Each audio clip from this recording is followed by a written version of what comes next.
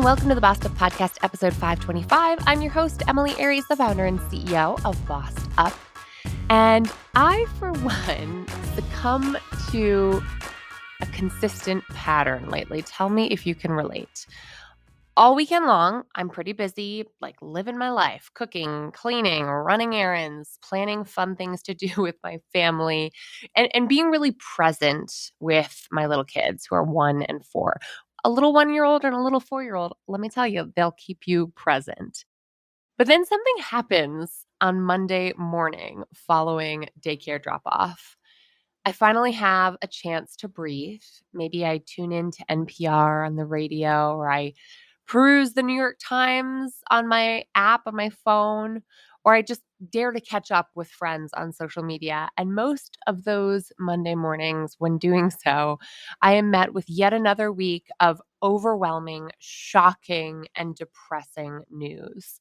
As someone who cares deeply about democracy and about the promise of America, I mourn for my country and the ideals that we at least used to pretend to try to live up to.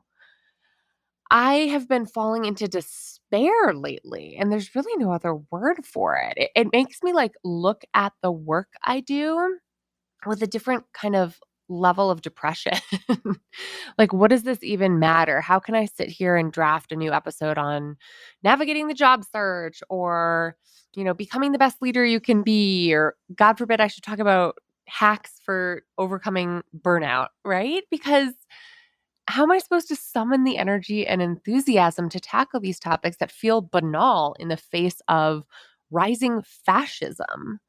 Right? How are you supposed to just function when we're not just deluged by bad news? That's something we've become habituated to in recent years, but we're in the midst of a political upheaval moment of takeover. And so, to be quite honest with you, this is part of the reason why I've missed a few weeks of podcast episodes in recent months. It all just feels so futile.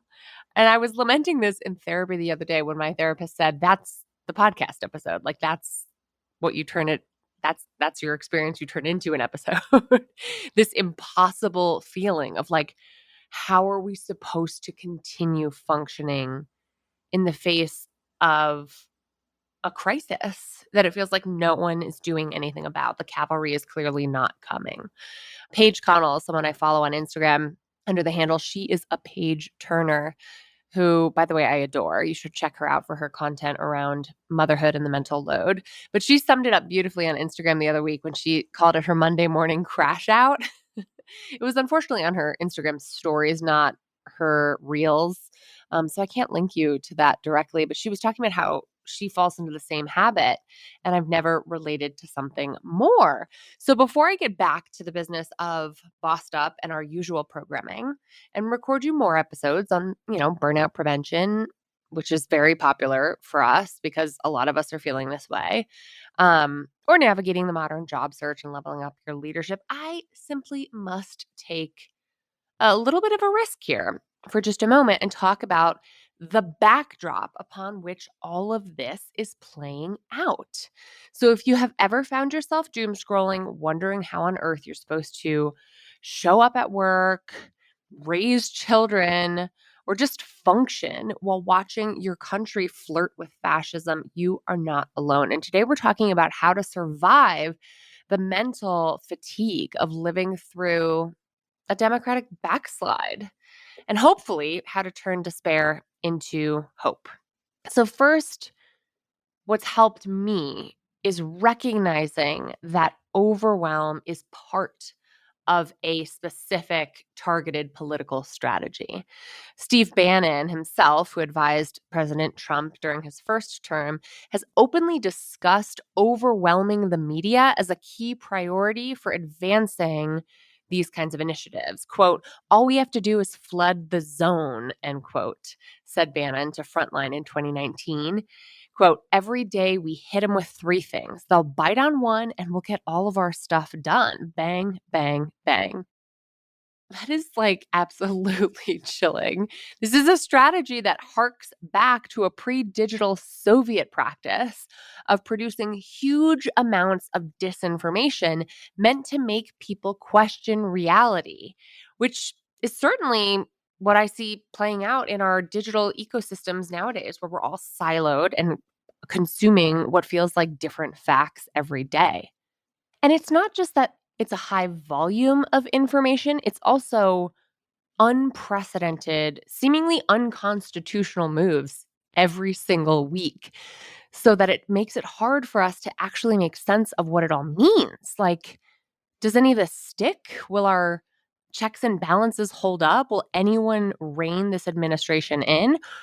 Without that kind of certainty, we don't know what to expect that will happen next. So we start to just tune it out because there's too much uncertainty to make any sense of.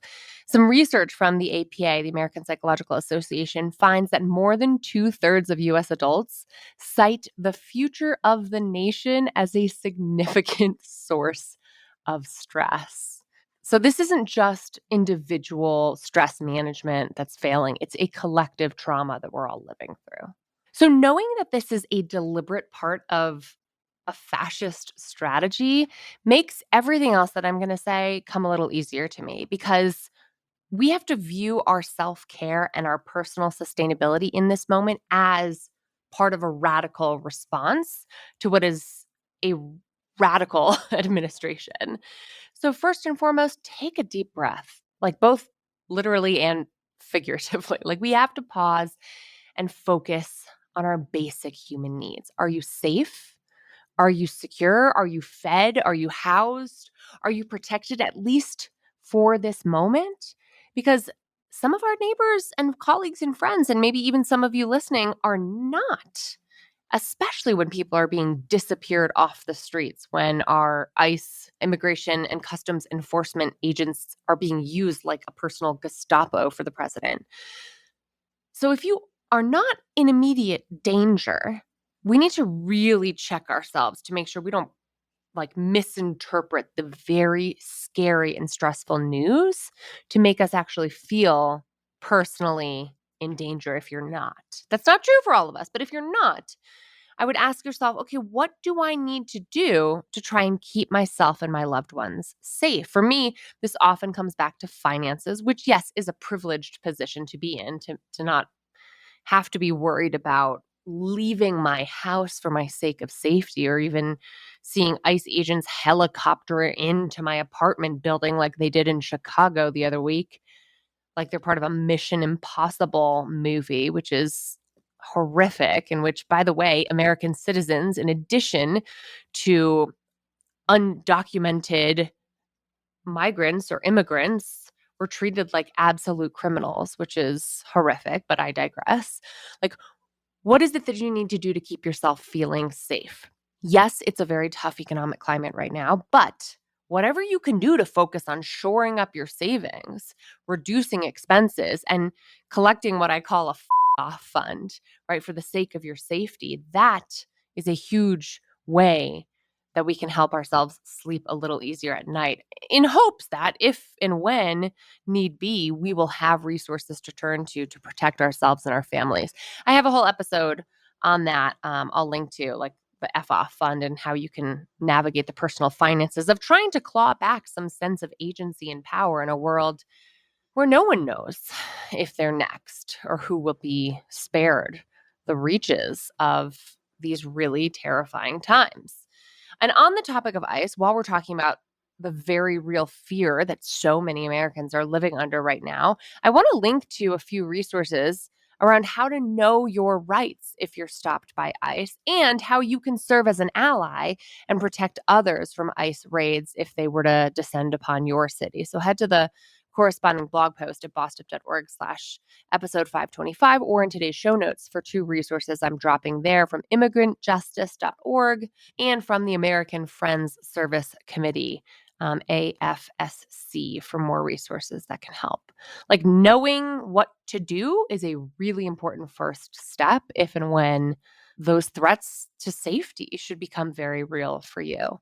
Now, beyond that, We got to set limits and practice good media hygiene. This is advice I need to take, not just give out, by the way, because media fatigue, as psychologist Mary McNaughton Castle's research coined it, shows that so many of us who provide constant exposure to crisis coverage end up increasing our anxiety and actually reducing our empathy along the way. So limit your doom scrolling to specific times, balance problematic like overconsumption of media, and try to consciously end your day with something beautiful or hopeful instead, focusing on what's happening that you can control, what's happening in your own family, your own household, your own neck of the woods that brings you joy. Like there's no shame in focusing on what gives you joy and peace in a moment that is full of stress and terror for so many. I've literally paid for a premium subscription on an app called Be Present to help me limit my overuse of Instagram because the doom scroll is real, y'all, and it is a problem that we can talk more about. I should actually interview a cognitive scientist about the dopamine effects of doom scrolling sometime, but let me know if you'd be interested in that.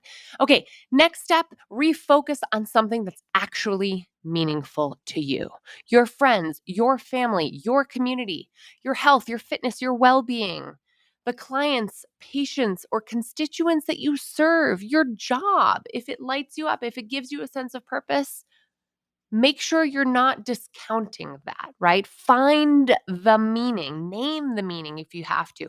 Remind yourself, like I have to on occasion when I'm just talking into a black box here, that, this matters and that there are lots of you listening on the other end of this, right? Like that this is something we're doing in community and that it makes a difference. Finding meaning and reminding yourself of that meaning and spending time on things that align yourself with your values and your purpose. It's not frivolous. It is, in fact, a revolutionary act. So think of it as a way to stay sustainable and to fuel yourself for the long fight ahead. Joy, as it's been said many times before, is resistance, but I would argue only when paired with real action. And so that brings me to my final point, to take collective action. Perhaps some of you took part in the protests recently around No Kings on October 18th. I hope you did. Most importantly here is that we all find a way to do something. Honestly, anything. Whatever is within your sphere of influence, within your scope of control, whatever you have the bandwidth or capacity to do, it is important that we do it and we do it now. That means reaching out to elected officials on social media, via email, via the telephones, especially in Congress. For some reason, they seem to listen to people when you call on the phone. Build community, join collective action groups, join rapid response teams in your neighborhood, join protests, volunteer, find the leaders who are already present in your community and find ways to help. If you can't help by, marching in the streets, maybe it's donating, maybe it's preparing food for those who can, right? Whatever it is, we need to, in this moment, not succumb to paralysis, but to counteract the fear campaign that is designed to keep us static. As Arash Javanbach, a psychiatrist and a neuroscientist at Wayne State University, said, your local school board is still holding meetings. Your town hall is still trying to figure out, are you going to get money to fill the potholes or not? News consumption is not an end in itself. From a democratic theory standpoint, news consumption is a means to become informed to act. So let us choose action in the face of overwhelm, and starting small is the way we can do that. I would love to hear from you. And frankly, I would love to be inspired by how you are taking action, no matter how big or small, to make your voice heard in this moment. It can feel scary to speak out. It can feel risky to take a stand.